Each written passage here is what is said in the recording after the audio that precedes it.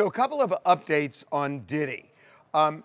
We have not fully confirmed this. We are hearing that Diddy is enrolled in a domestic violence and a drug treatment program, two separate ones, while behind bars. This is a common program offered to most all inmates.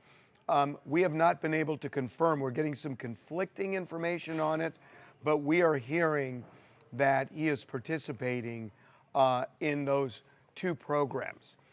To me, and by the way, for two reasons. One, he clearly needs help.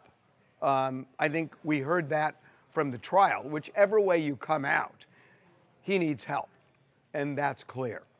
And the second reason is that he's going to be sentenced.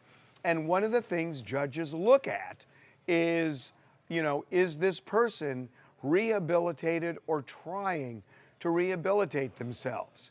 So you could argue the rehabilitation should be don't hire prostitutes, because that's all he was convicted of. And so it's not so much the domestic violence and everything else, because he was never tried for that. And when it came to, using force or coercion against Cassie or Jane, he was found not guilty.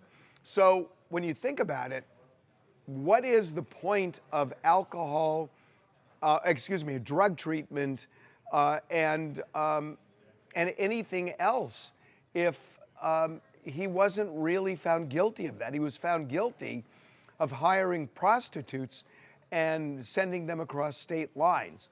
But optics matter. And there was testimony about his violence.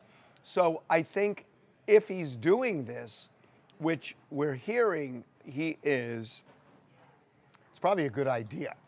Now, the second thing is the judge asked the prosecution to come up with a list of cases where the Mann Act was used, but the John was prosecuted and sent to jail.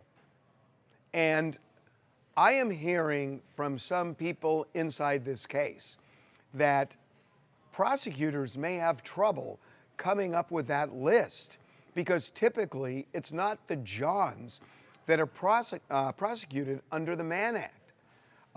And that makes this very, very interesting in terms of sentencing. That if, he was convicted, but they can't find any other cases where the Johns face serious jail time, the defense is going to say, this is selective prosecution. You're singling out one guy and throwing the book at him when that's not the way the legal system has worked in the past. It's up to prosecutors to come up with that list, and they may not be able to.